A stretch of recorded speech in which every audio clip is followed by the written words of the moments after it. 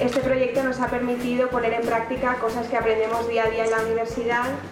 Además, ha sido para nosotras un viaje maravilloso, que esperemos que no acabe aquí, por supuesto, y en el que hemos disfrutado, nos hemos ilusionado y hemos aprendido cosas que no están en los libros.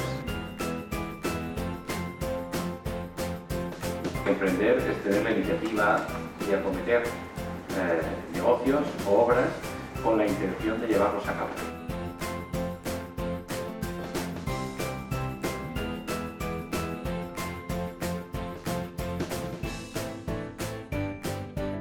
És una proposta, jo crec que fonamental, i és fonamental perquè conjuga el professorat amb els estudiants i el professorat forma als estudiants en aquestes competències transversals dirigides a millorar la seva empleabilitat i millorar la seva empleabilitat a través de projectes innovadors.